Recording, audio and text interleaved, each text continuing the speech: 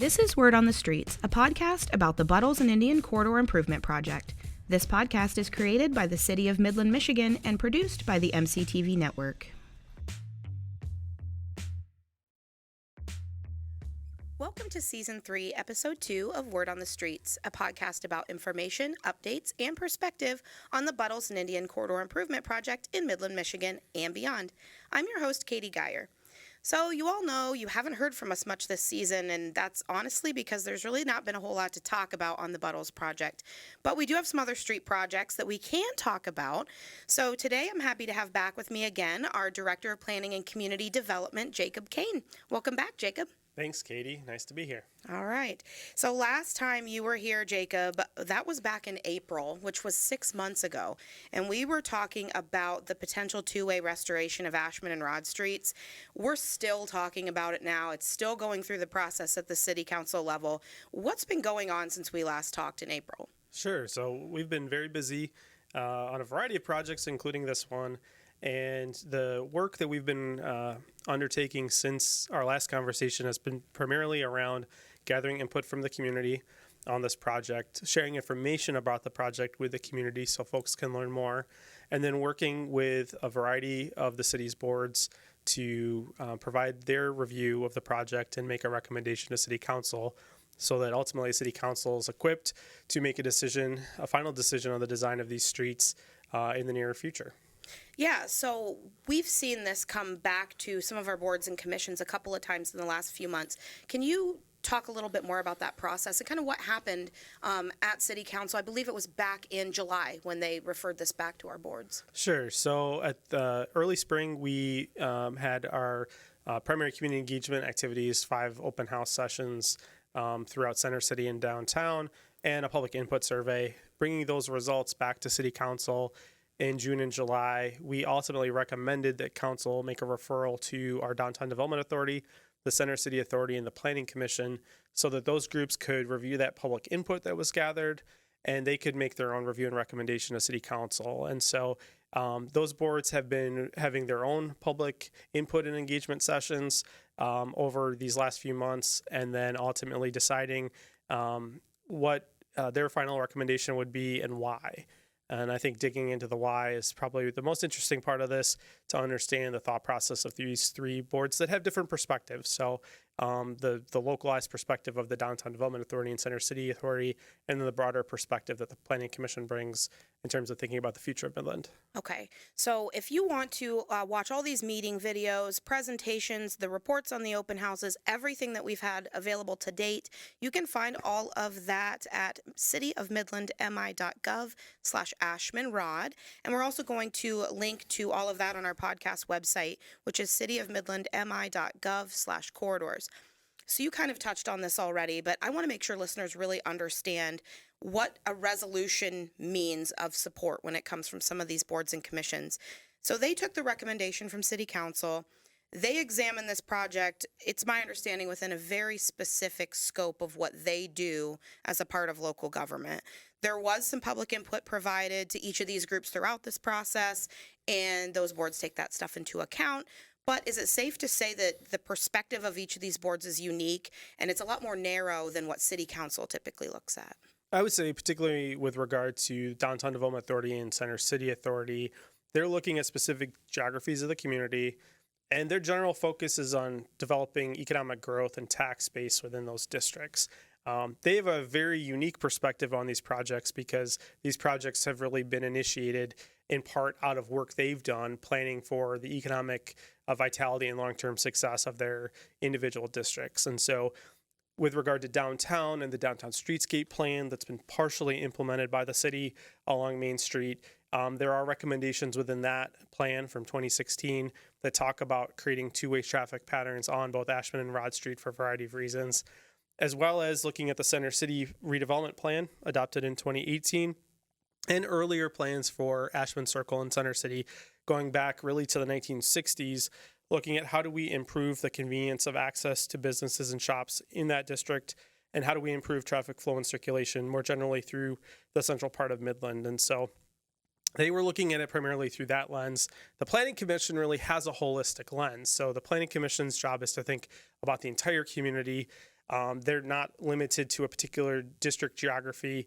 And let's remember, they're the body that adopted the Major Street Report that resulted in the creation of these one-way systems to begin with back in 1958. And so they were able to take the input of both the Center City Authority and the Downtown Development Authority into account, as well as the public input and all of the other studies and plans that have helped us to get to this point of making final recommendations to City Council on the project, and to do it in a more holistic way, because we know these corridors do service downtown and Center City, but they also service the entire community, as well as residents and business owners that are located along the corridors, but not within those districts. Sure. And I think it's important to mention as well that both the DDA and CCA passed resolutions in support of two-way restoration in September. And then the Planning Commission, at its most recent meeting on October 12th, passed a resolution in support of two-way restoration as well, to restore these to two-way traffic. So I want to talk a little bit about the October 12th meeting, because that was kind of the final piece before we anticipate that this is going to go back to City Council. So you presented this project to the Planning Commission several times over at this point. I really encourage everybody to watch that meeting. There was a lot of great information shared. There was a lot of great discussion. And again, you can find that link on the podcast website under this episode, and you can find it at cityofmidlandmi.gov/AshmanRodd. And you can listen to an audio-only version as well on the MGTV Government Affairs podcast channel, which is probably where you found us as well here. So we've discussed the reasons for considering this project many times over at this point. We talked about it the last episode. We even talked about it on this podcast as far back as almost 2 years ago in the first episode of season 2. So I don't want to rehash those a ton again. But just so the people that maybe are tuning in for the first time or are new to the community, those reasons have not changed. Calming traffic in the corridors by reducing speeding, wrong-way driving, increasing safety for pedestrians and non-motorized users, improving the navigability and the connectivity, like you said, throughout the entire community, as well as through these business districts where the corridors touch, and to even improve response time for emergency and public service personnel. But one of the most immediate benefits that we will see if a two-way restoration is completed is better connectivity and navigation for road users. That's going to be something that's pretty immediate. You had some good practical examples at your October 12th presentation that I think I've actually lived out a few times in like real scenarios. So can you share a couple of those? Because I think those are really helpful for people to consider. Sure. Yeah, and I think from the Planning Commission's perspective, a big part of our conversation was around making this community easy to navigate. And we do know via multiple studies, including the recent OHM study, that we can accommodate two-way traffic without any negative impacts on traffic flow through the districts. The traffic volumes are so low on these streets that they're more than able to accommodate two-way traffic and still have an abundance of capacity and provide adequate traffic flow. So as we were really thinking about how can we improve connectivity, I'll give two quick examples that I gave at the Planning Commission. So one is, traveling down Saginaw Road into Ashman Circle. As we know today, Ashman Circle has one-way traffic flow around it, and there are limitations on how you can access certain businesses. And so early in my time in Midland, I was attempting to access a business on Ashman Circle, happened to miss my turn, not realizing that I needed to make a turn in order to access the circle, and attempting to double back, was taken on over a mile detour just to get back to the circle in order to access that business. And so certainly, very inconvenient. It happened that we were very much interested in visiting that business. And so we were willing to take the detour, but convenience matters for most businesses and for shoppers who are looking to take advantage of those businesses. The other example I'll give is just kind of a silly one, but on my lunch break one day early in my time in Midland, I stopped to get gas at the Speedway station at Dartmouth and Saginaw, and trying to travel downtown from Dartmouth and Saginaw. It's a very complicated and really, frankly, convoluted routing that one would take to efficiently get back downtown. And so my personal, I think the thing that strikes me as the strangest is making the contraflow turn onto Rodd Street, where you're actually traveling against traffic in front of the law enforcement center to Nichols Street over to Ashman. Not very intuitive. It's certainly not signed in a manner that will let you know that that's how to get to Ashman Street. I know a lot of folks in the community that we've talked to have mentioned that rather than do that, a lot of folks cut through the Rite Aid and Kroger parking lots to access Ashman Street, which is probably not ideal from a circulation perspective for those businesses. But those are just kind of two examples of some of the oddities that this one-way system requires in order to be even semi-functional for circulation. And certainly, if you're not terribly familiar with these, and even if you are, they still fail to provide direct access to businesses. Sure. So if you are listening on the audio only version, we've got some physical maps that you can take a look at. If you visit the corridor's website, you can take a look at these. And it is kind of an interesting concept when you look at it as the route would be mapped out. In your head, you might not think that it's that big of a deal. But when you start to look at just the sheer area that you have to cover in order to accommodate essentially one-way traffic on these streets and get where you need to go, it's pretty startling. So you've kind of mentioned this already, but we can sum it up pretty easily. There's simply no reason for these streets to be one-way traffic. There was at one point an anticipation that there would be needed one-way traffic flow through here for traffic handling purposes. We obviously don't see that in this corridor anymore, and probably never have. They don't see traffic volumes that warrant what one-ways do so well, which is move large volumes as quickly as possible. They don't have the appropriate environment or context. I know we've talked about context-sensitive solutions a lot on this podcast, and that just refers to the environment surrounding these streets. Are these streets doing what's appropriate for the area in which they are located? And the way that they function currently is not. And they don't provide any benefit. Like you said, there's no reason for them to be doing, to be handling traffic as one way as they currently are. In fact, they might be even delivering potentially negative outcomes when you think about wrong way driving, which I unfortunately even experienced as most recently as last Wednesday morning downtown. Was almost hit by somebody who just wanted to turn around and go the wrong way down Ashman to find a parking space. That's not acceptable. Confusion, increased trip times. When you think about how unnecessary it is in these examples that you've shared to even spend that extra 2 to 3 minutes when it's not necessary to have one-way traffic through these areas. So what would a two-way traffic handling street on Ashman and Rodd mean for the community? What does it mean for visitors? What does it mean for people who live along these corridors?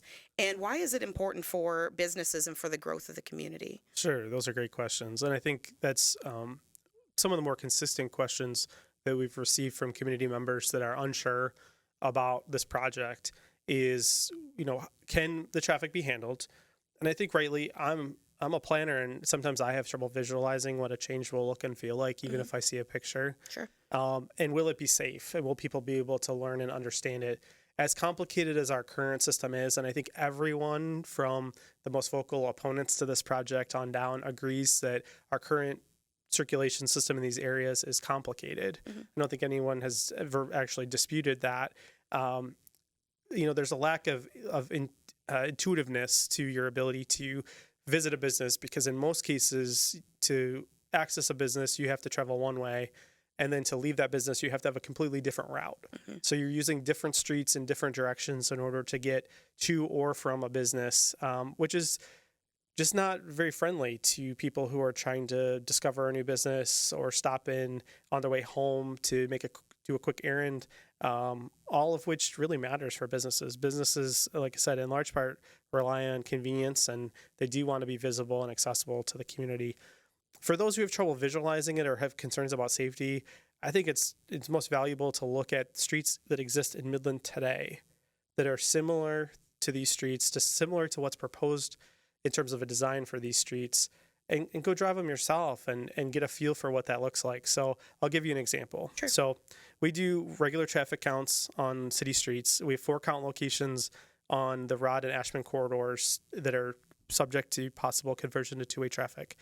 The most heavily trafficked of those count areas is Rodd Street, southwest of Saginaw Road. Okay. So kind of generally in the area of the post office. Yep. Around 7,300 trips in a day, an average day as of 2022. Most similar count in the city to that is East Ashman Street, west of Sweet Avenue. A segment of roadway that just reopened to the community this week in a two-way configuration that is nearly identical to what's proposed for Ashman and Rodd Streets. not a segment of roadway that is noted for congestion, that's noted for a lack of safety. It's a road that students do have to cross to access both the elementary school located north of the corridor and the middle school north of the corridor, as well as the high school to the south. And so lots of pedestrian traffic. We have businesses on the corridor, lots of residential homes on the corridor that have to back in and out of driveways. And again, no complaints. We just reinvested in a full reconstruction of that roadway in a similar configuration to what's proposed here. If you look further down the list, Rodd Street, northeast of Pine, carries just over 4,000 cars a day. West Sugnet Road, east of Orchard, is the most similar traffic condition across the city. West Sugnet Road, east of Orchard Drive, is not a high traffic street. Right. It's not an unsafe street. It permits two-way travel. And so, for me, as I've looked at this situation over the past several months and engaged with the public and with the information that's available to us, I think it's really important to keep that context. We're talking about one-way patterns are a restriction on travel. It's telling folks that you cannot access this roadway except in one direction. There should be a high threshold to justify restricting people's freedom of movement through the community and businesses' freedom of access. And there just simply isn't one here. These roads can safely function and can adequately provide traffic flow in a two-way pattern. We didn't know that in 1958. Right. I think in 1958, we expected that in the future we would need 3 lanes of one-way traffic or travel in order to provide adequate travel flow conditions in the city. As you said, I don't think we've ever been in a position where those lanes were truly needed. And what we have instead is really excess capacity.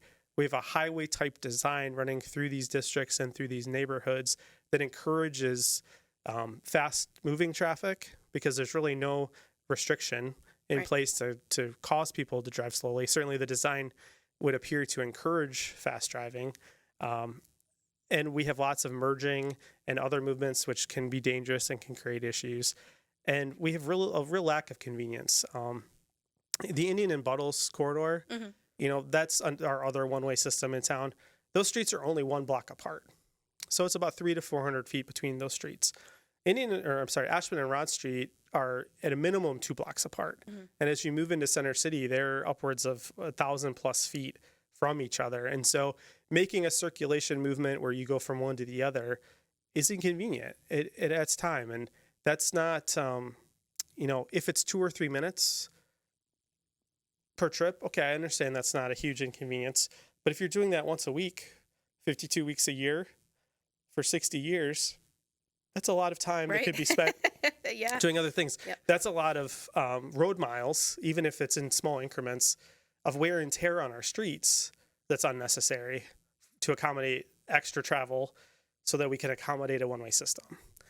Right.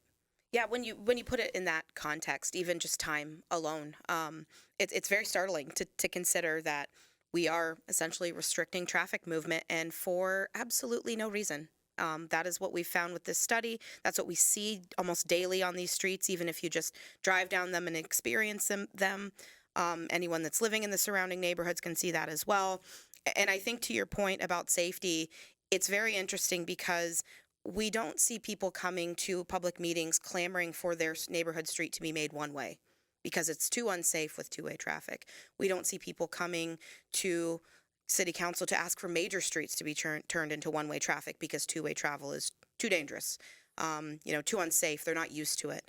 I think it's very natural for people who are drivers, whether they're visitors or residents, even children. I have a 6-year-old at home. She knows that two-way traffic is just a normal part of life. So it's interesting to hear the concerns about safety when we know that the current configuration of these streets is probably lending itself a lot more to unsafe travel in addition to inconvenient travel versus a two-way traffic configuration. So I appreciate you mentioning that as well. So let's talk about decision making because there was a lot of really good discussion, especially at the October 12th Planning Commission meeting, but at the Center City and DDA meetings as well, as these commissions and boards deliberated and talked through this project and what it meant to them and came to their decision. So I want people to understand how these decisions are made at the local government level.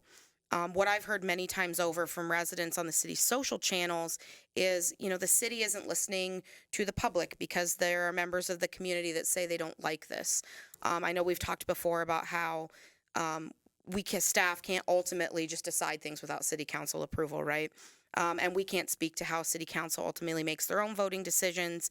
But can you talk a little bit about how, as a department head of a city department, how we as employees make decisions on what initiatives to pursue or recommend, and how important and how critical is public input in that decision making?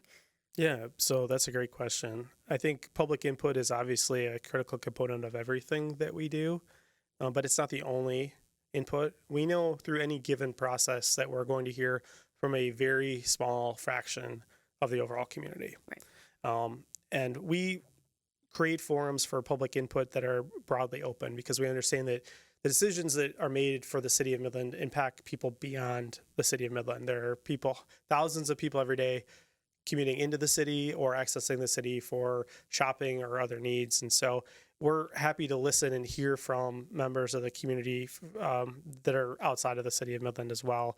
But that's just again, one piece of that conversation. We've spent hundreds of hours meeting with residents and business owners in the community, reading emails and other correspondences that have come through. I've read every correspondence we've ever received on this issue. I've been at all the public engagement sessions, certainly, to hear what is said. And that's part of the discussion and the conversation that takes place around these issues. The number one thing I would say is we need to keep in mind that the decision makers here, and from council down, so council members, planning commission members, DDA members, Center City Authority members, these are people that live in Midland. Mm-hmm. These are people that in many cases own businesses in these areas or live in these areas themselves. So these are people that have a stake in this outcome. And the voices we've heard from so far have been largely unanimous that this is an important project that will lead to good things and positive changes for the community.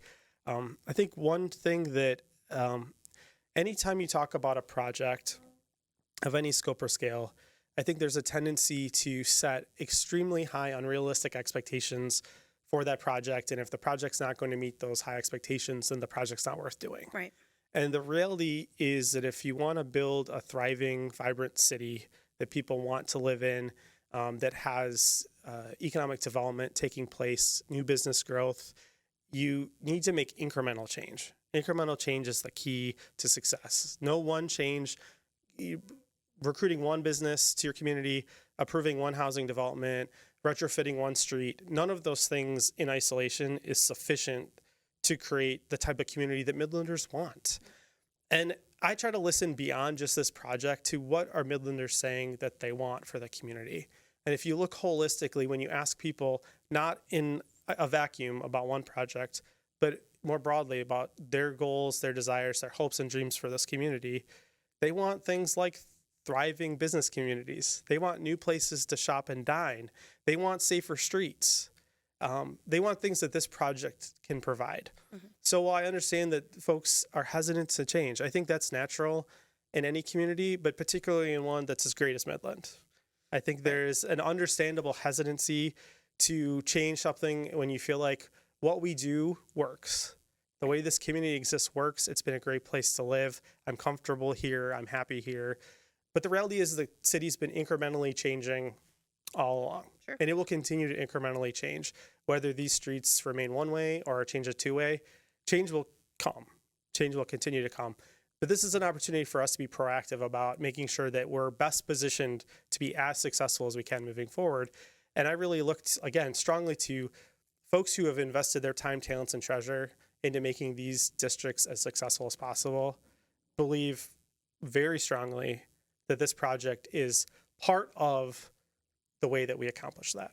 Sure. And I know that you personally have heard this a lot over the last couple of years. I know we've heard it at the staff level as well, because we just went through the currently proposed master plan process. And so much of those discussions were about what do we want for broader vision for the community. And I know there are several goals related specifically to the things that you just mentioned within that master plan. And by the way, if you have not checked that out yet, please do. It's now under the current public review period as released by City Council on October the 9th. So go ahead and check it out at midlandcitymodern.com. We will also link to that in the podcast episode as well.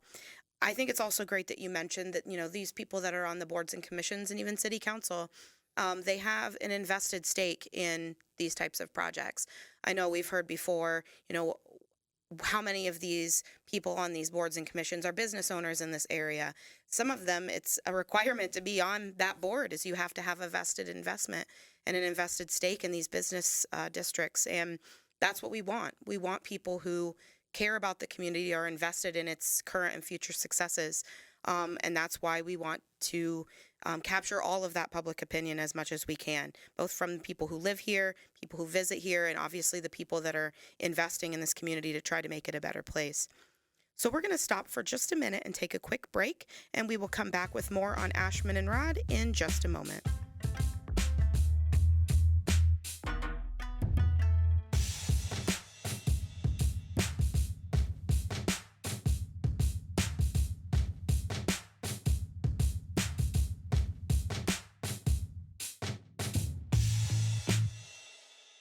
Welcome back to Word on the Streets. I'm here with City Director of Planning and Community Development, Jacob Kane, as we discuss the Ashman and Rodd 2A Restoration Initiative that's currently being pursued by the city and will be reviewed by City Council for the final time in November 2023.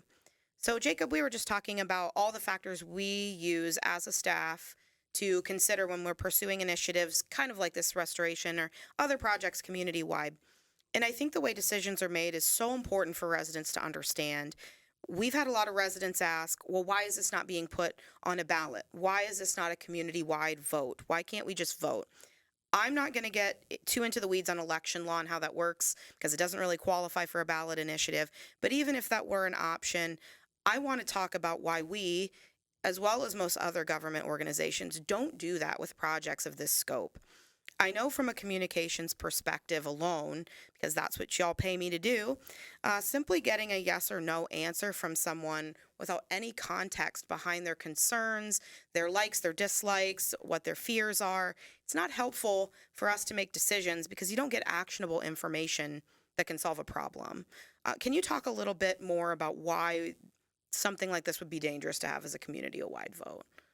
Well, I mean, I would just simply say that it's a representative government, and so the voices of the community are expressed through their votes for council people who represent them, and that's a really good system that enables us to have, 5 folks that are both able to dedicate the time and talents necessary to reflect on all the information that needs to be reflected on for good decision making, as well as to be engaged with their constituents and be accountable to them with their decision making. So I have no doubt that all 5 of our council members will be doing all of those things, taking the issue seriously, looking at all of the information that's available to them, including what they've heard from their constituents to make a final decision. But representative government also requires an ability to look beyond the present and into the future. And so we'll certainly encourage council to be thinking not just short term, but also long term about how projects like this can potentially be beneficial for the future of the community. That's just how these things typically roll. I would also just add it's very atypical to have the level of a public engagement on a transportation project, especially one of this scope, as we've had here. We have dozens of transportation projects that are taking place every year in Midland, and the vast majority, the overwhelming 99% of those projects, the only public engagement that takes place is during our capital improvement plan and budgeting process. And if you've been to those public hearings, they're typically pretty quiet. We don't hear from the public very much about those matters. And so This is the exception to the rule, where an exceptional effort has been made to give the public an opportunity to not only learn about the project, but also to have their voices heard. And so I would push back very strongly on any perception that the public hasn't had a chance to engage on this project, Sure. because they've had an unprecedented opportunity to engage on this project that's completely different from how we typically approach road projects. Because road projects has a lot of technical detail to it. Typically we have traffic engineers and others that are qualified to make these kind of decisions, making these decisions themselves without any sort of extensive public engagement. In this case, we've had both. We've had the opportunity to have that public perspective, or technical perspective rather, as well as an abundance of public engagement and input. And I think that's ultimately going to position City Council to make the best possible decision. Sure. So another concern that I wanted to talk about that I've heard from my interactions through the city's social channels is that the money that this restoration would require could be better used somewhere else. I want to talk about this because I went into communications because I don't like math and I don't like the budgeting process a whole lot, I'll be quite honest. But I think it's important people understand where these funds that would be used if a restoration was approved would come from and how they can be used. Where would we get these funds from, and what are our limitations in terms of spending them? Yeah, so put simply, every dollar that the city of Midland spends is not interchangeable with every other dollar. So we have a variety of funding sources. General fund dollars are generally our most flexible dollar that we can spend, and those are typically the funds that are coming in through local property tax or revenue sharing from the state. We have other sources of state-shared revenue, like our Act 51 dollars that are specifically for transportation projects, and very narrowly so. We've got local millages, and those millage dollars obviously have to be spent in certain ways. And then we have enterprise funds, so things like when you pay your water bill, those water bill payments are helping to keep that water system going. They're not designed to be used on other projects of the city. And so it's not ever a one-to-one trade-off. We know that this project is really in the scheme of a municipal budget. This is a very minor line item on the city's budget, and it's a very minor line item on the city's transportation budget overall. Okay. We're talking, a less than 1%. Over the 6-year plan for transportation projects. And so a very modest amount of spending. And I would really argue it's an investment. So we have 2 tax increment districts, boards whose job it is to grow the tax base of the city, which means more revenue for the city, stating emphatically that this is a good investment. This is money that will help to build more wealth in this community locally. These are primarily small business owners too. So we're not talking about national chains. We're talking about folks that live in this community, that they're sponsoring Little League. They're putting in the time and effort to make a variety of things in this community work well. And they believe that this will enable them to do even more and have even more impact, positive impact on our community. And so when you think of it as an investment, I think it's much easier to see why this project is a good use of taxpayer dollars. Sure. And if you want to take a look at our capital improvement plan and see what different projects we have going on for the next 6 years, like Jacob said, this is a very, very small component of that plan. You can visit cityofmidlandmi.gov/planning. That is all out there. This does come back to City Council every year at some point for review, and we'll link to it on the episode of this podcast as well, so you can take a look at that. So you mentioned how the DDA and CCA have both reviewed this and consider this to be a good investment in the future of these districts. There's a lot of projects coming up that are beneficial to the entire community. We've got phase 2 of the downtown redevelopment. We have phase 2, which includes the Circle of the Center City redevelopment plan. We also have the Buttles and Indian Corridor Improvement Project coming in a couple of years. So the time is now for us to really focus on this. I know that has been something people have asked. If it's functioned quote unquote so well for the last 50 to 60 years, why are you wanting to change it all of a sudden? This is something that we now have the opportunity to do because these streets are such a critical part of this process. So when we anticipate a final decision on this initiative, we're thinking November 13th. That's a Monday, and that will be the City Council meeting, the first meeting in November for City Council. What will City Council be considering when they're looking at this project again at this meeting? And if there is a decision at that point to restore two-way traffic, what should residents expect to see happen after that point? Sure. So on November 13th, I expect that building on the record of information that's already been shared with City Council previously, we'll be bringing back those recommendations officially from the Center City Authority, the Downtown Development Authority, and the Planning Commission, as well as the Downtown Business Association, which also weighed in on this project in support. And so bringing those items forward for council's consideration along with the remaining record on the project and any additional public comment that's come in up to now as well as now through the meeting on November the 13th. Moving forward, as you said, one of the reasons why this project is being discussed at all at this particular moment is because we've got multiple other projects that are proposed along the corridors, for which knowing the traffic alignment of these corridors is necessary to do final design. And more importantly, part of the reason why communities have the capital improvement plan we were just speaking about is because it's important to coordinate projects so that we can efficiently use local government resources.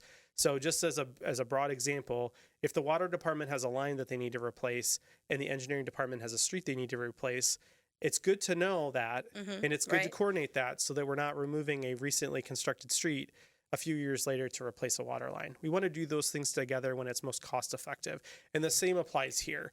It'll be most cost effective for the community in the long run, as well as less inconvenient for the community in the long run, if we can implement a change in traffic flow in these corridors in conjunction with one or more other projects that are already programmed. But more importantly, so that we can design these projects in a manner where they function in the best manner possible. And certainly knowing that now will enable us to do that. Yes. And I just want to reiterate again, I know we discussed this back in April, but there are no final engineering designs at this point for Ashman and Rodd. Those would be completed after we would know what direction we were heading and would influence both the downtown and Center City projects as well as any additional projects through the capital improvement plan that would occur in that time frame. So we don't have anything decided just yet, but on the flip side, City Council could decide not to authorize moving forward with the two-way traffic restoration. So if that is the decision, especially knowing that we don't have any final designs at this time, what happens? Are there ways that we can still satisfy some of the goals and some of the concerns that we've had brought forth to us, identified through this process, but keep the streets one way? Sure. So I think on some of the things we've heard and some of the things we've talked about in terms of advantages to a two-way system, there's limited options to address connectivity and ease of navigation through these areas without making this conversion happen. There's also a limited menu of options to reduce speeds. The current design just doesn't give us a lot of opportunities. We've heard ideas pitched like having police officers present to do more enforcement, which while that's a good thing, that's not a 24-hour, 7-day-a-week way of reducing speeds, nor is just simply reposting speed limits. A lower speed limit doesn't encourage people to drive slower. Road design encourages people to drive slower. So some of those opportunities are just not going to be on the table with a one-way design. We will still be working on non-motorized connectivity either way, because as we've mentioned, I think probably in the earlier podcast, we currently don't have a non-motorized connection between downtown and Center City that's direct. Both non-motorized systems consist of a shared lane in the current road system, and they end at their northernmost point at Nelson Street. So we have no non-motorized connection north of Nelson into the Circle and Center City areas. And so we'd be continuing to look at that. We know there's excess capacity on these roads as designed, so there'll certainly be opportunities there. One thing that we haven't talked about yet that the city is engaged with the Midland Area Transportation Study on a analysis using federal dollars of a potential non-motorized enhancement along Rodd Street from downtown to Center City. So this would be above and beyond anything that we could implement through this two-way conversion project to provide an even higher quality bicycling facility through that area. So that project will be moving forward over the next year. That's something we'll be doing whether or not a two-way conversion is authorized by City Council. That will hopefully help to address the current lack of safe non-motorized connectivity through the corridors. Nice. And I know from attending the open houses and speaking to some of the people that attended those, non-motorized transportation was a huge topic of conversation at those open houses. It was our most generating comments on the public survey that was done through eCity Hall as well, which you can see all of those comments on the podcast website. So I know there'll be a lot of people that are really looking forward to what we can do with that. So again, the Ashman and Rodd two-way restoration will return to City Council on November 13th for an anticipated final deliberation and decision. So if you feel passionately about this project, you love where it's going, you have concerns you'd like to see addressed, we really recommend you reaching out to us or to your City Council representative.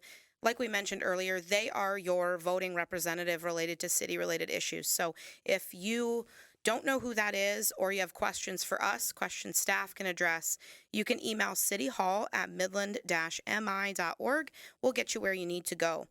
All the meeting videos that we talked about earlier, the public input collected, any items we talked about today can all be found at cityofmidlandmi.gov/AshmanRodd, and we'll link to it here on the podcast website as well. Jacob, thank you again for joining me today. Hopefully we will have some more to talk about next month. And you can subscribe to get updates on new episodes on the City of Midland YouTube channel or on your podcast platform of choice under MCTV Network Government Affairs. So that's all for this installment, but we'll be back soon with another episode and more updates on the Buttles and Indian Corridor Improvement Project and other infrastructure in our community. See you soon, and slow down.